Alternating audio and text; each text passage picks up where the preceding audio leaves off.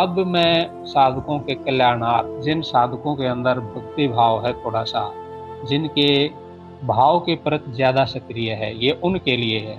जिनकी बुद्धि की प्रति ज़्यादा सक्रिय है, तर्क वितर्क ज़्यादा करते हैं, संशयवादी हैं, वो कृपया इस प्रयोग को ना करें। जिनके अंदर स्वाभाविक श्रद्धा और भक्ति है अपने गुरु और इष्ट के प्रति, उनके जीवन में ये बिल्कुल थोड़े से समय में ही फलीभूत हो जाएगा। इसके परिणाम बहुत उच्च कोटि के हैं। साधक को पूरी तरह आध्यात्मिक बना देता है, क्योंकि ये साधक को अपने गुरु के साथ जोड़ देता है। इसमें साधक के हृदय में अपने गुरु या अपने इष्ट के प्रति गहरी श्रद्धा का भाव होना चाहिए। भाव के उसका जो भावना का परत है वो अच्छी से क्रिया उसकी होगी, वही साधक इसमें कामयाब होगा। बुद्धि प्रधान साधक के ये प्रयोग असफल ही रहेगा। तो प्रयोग मैं आपको बता देता हूँ। प्रयोग ये है कि जिन साधकों के गुरु हैं वो अपने गुरु का एक चित्र ले लें जिसमें गुरु की पूरी आकृति होनी चाहिए, और इसमें भी कोशिश करें सुबह का समय हो, सूर्योदय से पहले का, क्योंकि जितने भी सात्विक कर्म हैं उनको ऋषियों ने सुबह में करने का ही सुझाव दिया है। वैसे परिस्थिति और मजबूरी वश वो दूसरे समय में भी कर सकते हैं, लेकिन अगर ईश्वर कृपा से किसी को सुबह का समय उपलब्ध है तो उसको खोना नहीं चाहिए, उसका सदुपयोग कर लेना चाहिए। इससे जो प्रयोग है, पहले इसके मैं कुछ लाभ बता दूं जिससे साधकों की इसको करने में रुचि बढ़े। इसके लाभ ये हैं कि जो साधक या सांसारिक व्यक्ति भी इसको कर सकता है, क्योंकि ये सबके लिए खुला है। ये ईश्वर का जो दरवाजा है सबके लिए खुला है। इसमें जो साधक आज के दुनिया में इतना ज़्यादा भौतिकवादी समय चल रहा है, मानसिक तनाव अवसाद में है, इससे साधक भी अछूते नहीं हैं।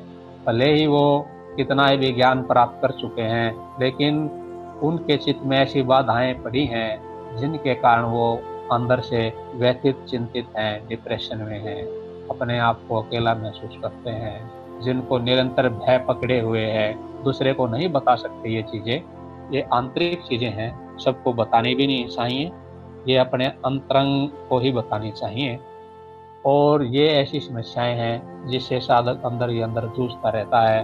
डिप्रेशन है, चिंता है, भय है, चिड़चिड़ापन है, बेचैनी है, उसको अंदर ही अंदर खाए रहती है, उसको अकेलापन काटता रहता है, निरंतर एक भय का शिकार रहता है। पता नहीं जीवन में क्या होगा क्या होगा, ये भय उसको पकड़ लेता है, एक मनोरोग का रूप ले लेता है। तो ये जो प्रयोग है ये उनको इन सब नकारात्मक ऊर्जाओं से, विचारों से, भाव से बाहर लेके आएगा।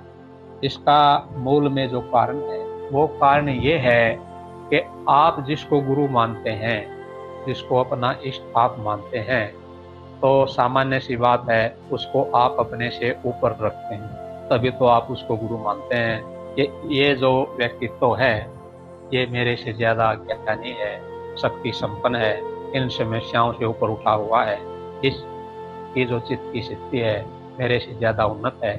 ये श्रद्धा के भाव आपके उनके प्रति रहते हैं, तो आप संकर्षण के नियम के द्वारा उनके जो सकारात्मक ओरा ऊर्जा क्षेत्र है उसको अपनी तरफ खींच सकते हैं। इसमें आपके अंदर उनके प्रति गहरी श्रद्धा और प्रेम होना चाहिए।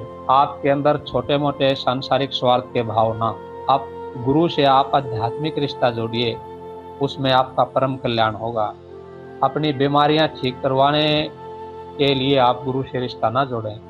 आप अपनी बीमारियों को एक छोटा सा वो बना ले भाग, आप अपना पूरा उद्देश्य अपने संपूर्ण व्यक्तित्व को परिवर्तन करने का रखें कि हे गुरुदेव, मेरे शारीरिक, मानसिक, बौद्धिक, आध्यात्मिक तल में जो विकृति आ गई है, मैं इससे मुक्त होने में स्वयं को असमर्थ पाता हूँ। आप सर्वशक्तिमान हैं, आप इनसे मुक्त हैं।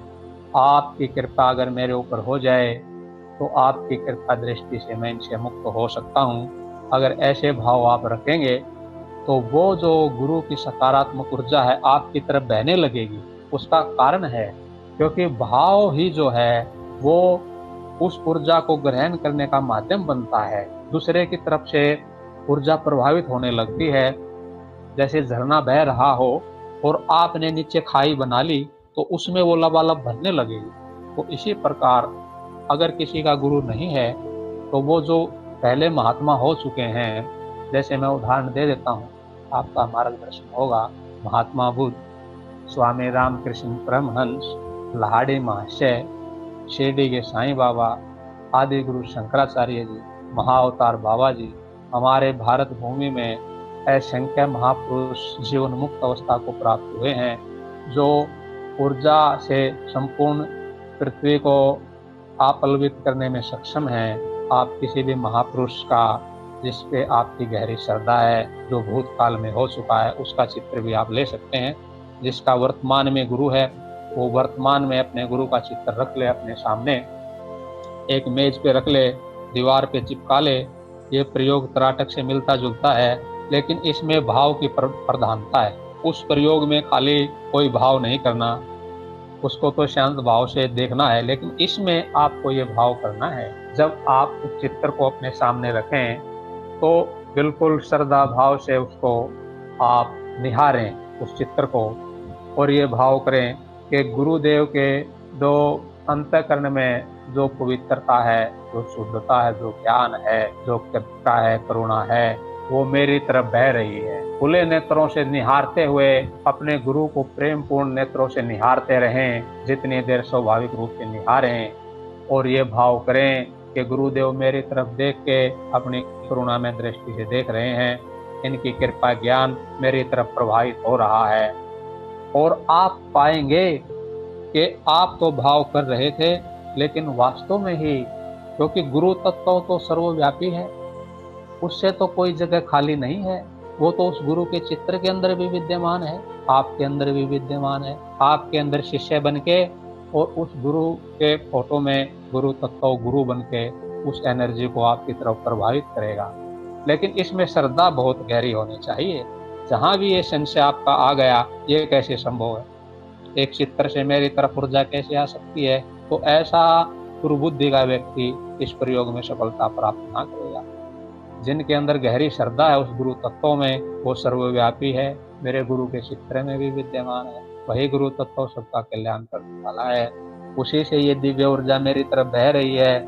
मेरे चित्त में जो ये मानसिक समस्याएं, उलझने, परेशानियां, ये जो मेरा चित्त शांत है, मेरा शरीर है स्वस्थ है, विभिन्न प्रकार के विकारों से मैं पीड़ित हूँ, वो दिव्य ऊर्जा मेरे ऊपर प्रभावित हो रही है और मैं निर्मल शुद्ध पवित्र होता जा रहा हूँ। ये भाव करते करते अपनी आंखें बंद कर लें और बंद आंखों से अपने गुरु के चित्र को देखें। और इसमें आपकी सफलता का चिन्ह मैं बता देता हूँ, किसका प्रयोग सफल माना जाएगा। प्रयोग उसका सफल माना जाएगा जिसको बंद नेत्रों से अपने गुरु का चित्र बिल्कुल साफ दिखाई देना शुरू हो जाएगा। अपने शरीर में ऊर्जा का ग्रहण होना महसूस हो जाएगा। अपने चित्त में एक अजीब सी पवित्रता आनी महसूस हो जाएगी। तो समझना शुरू कर दें कि गुरु तत्वों की जो ऊर्जा है आप में प्रभावित होनी शुरू हो गई है। और यह भी आपको मैं मनगढ़ंत काल्पनिक चीजें नहीं बता रहा हूँ। जो 10 दिन में ऋषिकेश में गया हूँ, ये चीजें गुरु कृपा से थोड़ी बहुत मुझे अनुभव होती हैं, तो मेरा हृदय इस भाव से भर उठता है कि जिन चीज़ों से मेरे जीवन में परिवर्तन आया है, मुझे कुछ लाभ हुआ है, क्यों ना साधक अपने सारे मित्र हैं, एक परिवार है, इनको बांटा जाए। अगर हमारे माध्यम से करने वाला तो वो गुरु तत्व ही है, लेकिन इस जीव के माध्यम से अगर किसी भी जीव को थोड़ा सा भी जीवन में बदलाव परिवर्तन है, तो आप सोच नहीं सकते मुझे कितनी खुशी का अनुभव होगा। अगर किसी को भी इन प्रयोगों से थोड़ा भी लाभ मिलता है, तो यही मेरा ये जो ग्रुप बनाया गया है, इसकी सार्थकता इसी में है कि आप लोगों को इसका लाभ मिले। अन्यथा तो मैं इसको पूरी अपनी जो है वाणी का व्यर्थ जाना ही समझूंगा। अगर आपके जीवन में थोड़ा भी इससे परिवर्तन आता है, आपके विचार बदलते हैं, क्योंकि मुख्य उद्देश्य मेरा आपके दृष्टिकोण में परिवर्तन लाना है। प्रयोग तो उसका माध्यम मात्र है। आपके जीवन में परिवर्तन आना चाहिए, आपका जीवन पवित्र होना चाहिए, आपके हृदय में गुरु के प्रति श्रद्धा भक्ति बढ़नी चाहिए। और इससे आप देखेंगे संकर्षण के नियम के तहत जीवन काफी ऊंचाई को छूने लगता है। छोटे छोटे स्वार्थ और क्षुद्रताएं छूटने लगती हैं और जीव अपने आप को एक उच्च स्तर पे पाता है। और जितने भी बड़ी-बड़ी उपलब्धियाँ हैं, वो उच्च स्तर के चित्त से दिए गए सुपरिणाम, उसी में ये सारी चीज़ें अपने आप आने लगती हैं। आज हर व्यक्ति दुखी, अभी प्रयोग की मैं समाप्ति करता हूँ और मुझे ये सेवा का सुअवसर प्रदान करने का आप सभी साथियों का हृदय से आभार, धन्यवाद, प्रणाम।